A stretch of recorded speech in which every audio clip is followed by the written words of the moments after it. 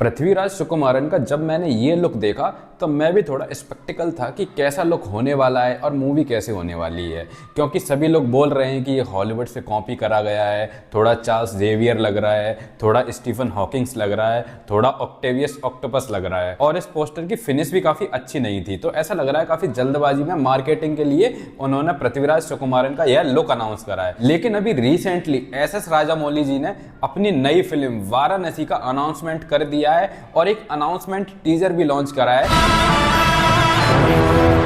इसमें हमें मूवी के बारे में कई सारी चीजें जानने को मिलती हैं और इसका स्केल बहुत ही बड़ा देखने को मिलता है। देखिए दोस्तों, जब जब इंडियन सिनेमा में किसी डायरेक्टर का नाम हम याद करते हैं उसमें एस.एस. राजामौली जी का नाम सबसे टॉप पे आता है। आप याद करके देखिए कि लास्ट टाइम आप ऐसी कौन सी फिल्म देखने गए जो कि आप डायरेक्टर की वजह से देखने गए हो। ज्यादातर इंडियन सिनेमा में एक्टर्स का दबदबा रहा है और एक्टर्स की वजह से ही थिएटर हॉल्स भरे हुए होते हैं। कोई सलमान को देखने जाता है, कोई शाहरुख को देखने जाता है, कोई चिरंजीवी को, कोई नागार्जुना को, कोई प्रभास को। सभी लोग बस एक्टर और एक्टर के लिए ही थिएटर्स में जाते हैं। लेकिन इंडियन सिनेमा में पहली बार ऐसा हो रहा है कि जनता किसी डायरेक्टर की मूवी के लिए वेट करती है, ना कि किसी एक्टर के लिए। वाराणसी में अगर महेश बाबू की जगह कोई भी अदर एक्टर होता तब भी ऑडियंस उतनी ही एक्साइटेड होती जितनी की अब है। जब मूवी को इनिशियल स्टेज में अनाउंस किया गया था तो इसके टाइटल के बारे में बहुत सारी चर्चा चल रही थी और कल जो इवेंट हुआ है उसमें भी उस इवेंट का नाम ग्लोब ट्रोटर रखा हुआ है। वैसे तो हमें पता था कि इस मूवी का नाम वाराणसी होने वाला है और ये movie treasure hunt, Indiana Jones जैसी होने वाली है। मैंने जब ये अनाउंसमेंट टीजर देखा तो मैं देख के हैरान रह गया।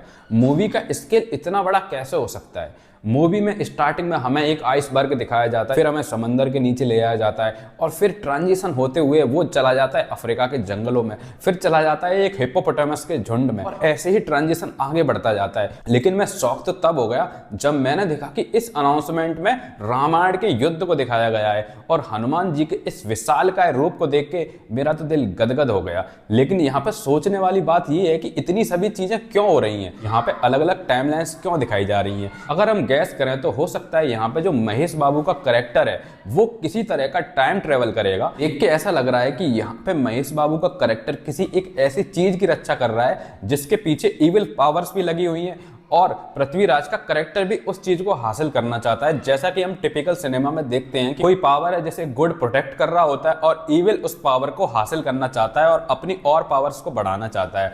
और हमें यहाँ पे दिख रहा है कि पृथ्वीराज सुकुमारन वीक है, व्हील चेयर पर बैठा हुआ है और अपने ब्रेन से अपने टेंटिकल्स, अपने आर्म्स को कंट्रोल करता है। तो हो सकता है वह चाहता हो अपनी इस कमजोरी को ठीक करना, अपनी इस बीमारी को ठीक करना एक ऐसी चीज से जिसे महेश बाबू का कैरेक्टर प्रोटेक्ट कर रहा है। यहाँ रामायण के रेफरेंस को देख के ऐसा भी हो सकता है कि वह संजीवनी बूटी हो या कोई एक ऐसी चीज हो जो कि क्योर कर सकती है किसी भी तरह की बीमारी को, और उसे प्रोटेक्ट करने के लिए महेश बाबू का कैरेक्टर अलग अलग टाइमलाइंस में जंप करेगा और हमें तब जाके कहीं जंगल का सीक्वेंस देखने को मिलेगा, कहीं किसी और गुफा का सीक्वेंस देखने को मिलेगा, कहीं पे हमें रामायण का सीक्वेंस मिलेगा और हो सकता है यह रामायण का सीक्वेंस हमें मूवी के क्लाइमैक्स में देखने को मिले। अच्छा, जब मैं इस मूवी के बारे में थोड़ा बहुत इधर उधर देख रहा था और जब मैंने अनाउंसमेंट टीजर देखा तो मुझे बचपन में देखी हुई चिरंजीवी जी की एक मूवी याद आ गई। आप सभी ने भी देखी होगी, उस मूवी का नाम है दिलेर।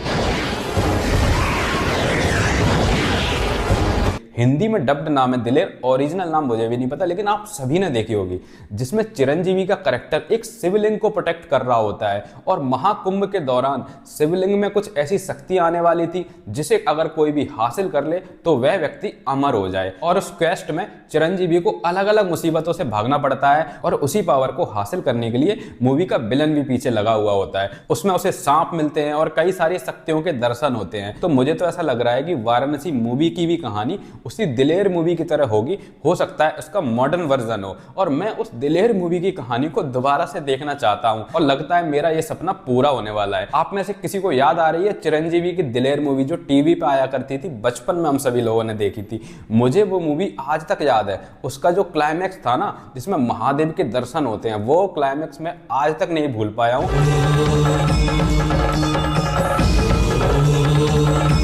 पता नहीं क्यों पॉप कल्चर में उसके बारे में बात नहीं होती है, लगता है सभी लोग भूल गए हैं। तो जितना मैं गैस कर पा रहा हूँ इस मूवी की कहानी यही होने वाली है, कोई एक ऐसी चीज है जिसे गुड प्रोटेक्ट कर रहा है और इविल उसे हथियाना चाहता है अपने इस क्योर के लिए, और जो भी वह चीज होगी उसका संबंध होगा अलग अलग माइथोलॉजी से, अलग अलग एरा से। इसीलिए मूवी को ग्लोब ट्रॉटर तो बोला ही जा रहा है, साथ में इसे टाइम ट्रॉटर भी बोला जा रहा है, जिसका मतलब होता है टाइम ट्रेवल। तो हमें इस मूवी में डेफिनेटली टाइम ट्रेवल देखने को मिलने वाला है। बाकी दोस्तों इंटरनेशनली भी ये मूवी रिलीज होगी, इससे दुनिया में जो ऑडियंस है उसे भी इंडियन माइथोलॉजी, इंडियन हिस्ट्री के बारे में जानने को मिलेगा।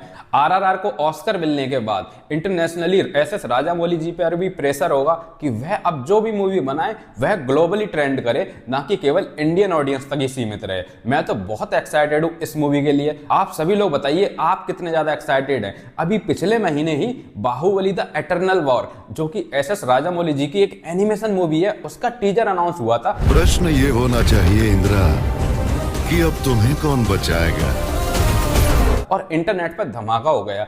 एनिमेशन वर्ल्ड में तो इसके बहुत ज्यादा चर्चा होने लगे। जो लोग एनिमेशन के फैन हैं उनके लिए तो ये एक फेस्टिवल की तरह था। इतने sharp and clear animation Indian history में कभी भी किसी भी मूवी में देखने को नहीं मिले, जो हमें बाहुबली द इटर्नल वॉर में देखने को मिलने वाले हैं 2027 में। पिछले महीने ही इसका टीजर आया है और अभी वाराणसी का भी अनाउंसमेंट हो चुका है। तो दो डिफरेंट जॉनर की मूवी एसएस राजामौली जी लेके आ रहे हैं और डेफिनेटली ये इंडियन सिनेमा हिस्ट्री को पूरी तरह से बदल के रख देने वाला है। और एक चीज और, ये दोनों मूवी बॉलीवुड के मुंह पर भी तमाचा होंगी कि कैसे सिनेमा को बिजनेस से हटके बनाना चाहिए और कैसे अपने विजन को सिनेमा पर उतारा जाना चाहिए और कैसे हमारी इंडियन हिस्ट्री एंड कल्चर को प्राउडली प्रमोट करना चाहिए। बाकी दोस्तों आप बताइए, क्या आपने बाहुबली द इटर्नल वॉर का टीजर देखा?